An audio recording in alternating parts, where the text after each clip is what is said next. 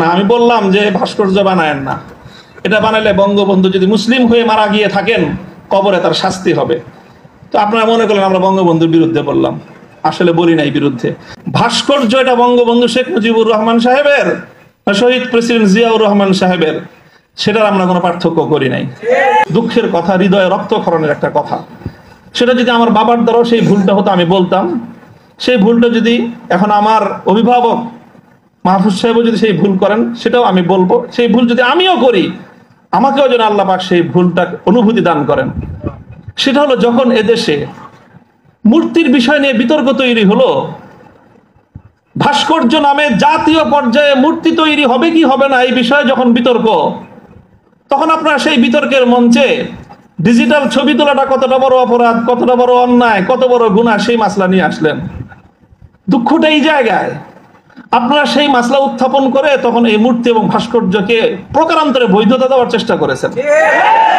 আপনারা বোঝানোর চেষ্টা করেছেন যে আজকের একটা ছাত্র ফেসবুকে তার ছবি আপলোড করা যতটুকু বড় অপরাধ, বাংলাদেশের স্বাধীনতার স্থপতি এবং মরহুম বঙ্গবন্ধু শেখ মুজিবুর রহমান সাহেবের ৬০ ফুট লম্বা ভাস্কর্য নামক মূর্তি স্থাপন করা সমান অপরাধ। এটা বোঝানোর চেষ্টা করেছেন আপনারা। ব্যাপারটা কি এক? এটাই হলো দুঃখ যে এই কাজটা সামনে করেন না আপনারা। আপনারা যদি ভাস্কর্যের বিরোধিতা করতে ভয় পান তাহলে আমি আপনাকে দোষারোপ করব না, তবে ভাস্কর্য নামক এই সকল শিরকি সংস্কৃতির বিরুদ্ধে যারা কথা বলবে তাদের প্রতিপক্ষ হয়ে মাঠে গিয়ে এই ধরনের বিতর্কিত মাসলা উত্থাপন করে জালিমের এবং যারা মূর্তি পূজারীদের দোসর তাদের অবস্থানকে সংহত করবেন। আমি জানি না, যদি বুঝে করে থাকেন গফরাল্লাহু লাকুম, আল্লাহ আপনাদেরকে মাফ করুক। আপনি যদি বুঝে শুনে করে থাকেন আখাফু আলাইকুমুশ শিরক,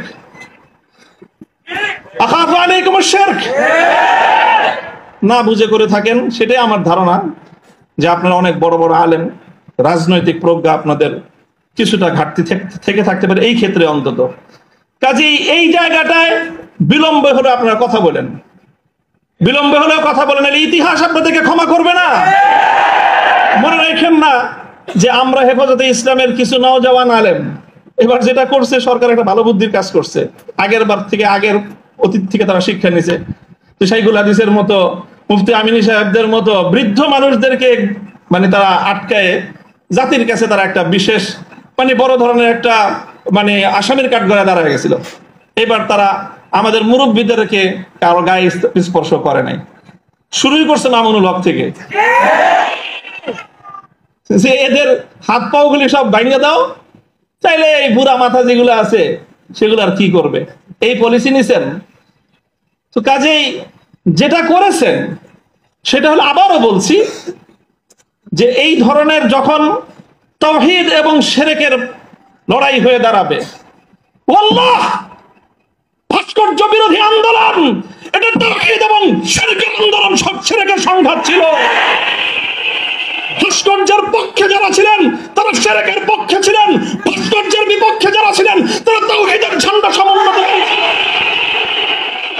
আবারও বলছি, ভাস্কর্যের পক্ষ বিপক্ষের এই লড়াইকে একজন মরহুম মুসলিম নেতা, মরহুম বঙ্গবন্ধু শেখ মুজিবুর রহমান সাহেবের ব্যক্তিত্বকে মাঝখানে এনে বিষয়টাকে ভিন্ন রং দেওয়ার চেষ্টা করা হয়েছিল।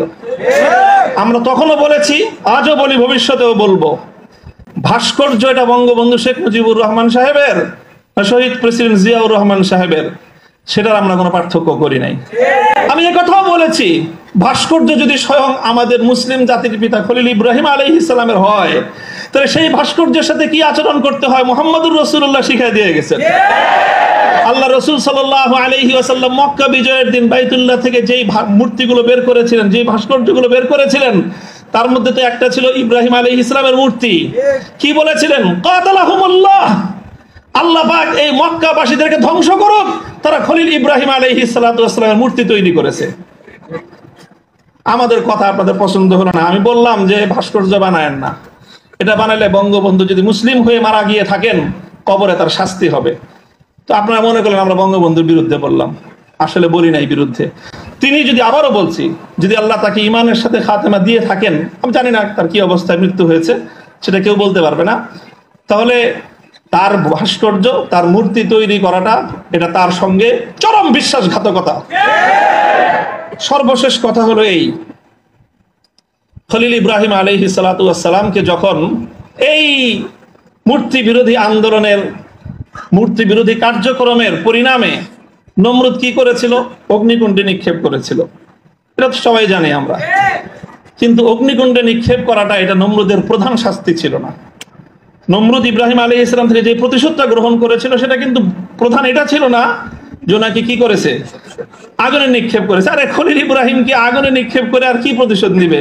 যে বেটা তার প্রাণাধিক প্রিয় সুপুত্রকে আল্লাহর জন্য হাসি মুখে কোরবানি করতে চায়, তার নিজের জীবনের দাম তার কাছে আর কতটুকু? তারে কি মারবে আর কি জ্বালাবে? সবচেয়ে বড় যে জঘন্য কাজটা নমরুদ করেছিল সেটা হলো ইব্রাহিম আলাইহিস সালাতু ওয়াস সালামকে অগ্নিকুণ্ডে নিক্ষেপ করার আগে ওনাকে বিবস্ত্র করে ফেলেছিল। ওনার সারা শরীর থেকে কাপড় খুলে ফেলেছিল। বাংলায় বুঝেন নাই, উলঙ্গ করেছিল। আল্লাহ পাক রব্বুল আলামিন ইব্রাহিম আলাইহিস সালামকে এর জন্য একটা পুরস্কার দিবেন।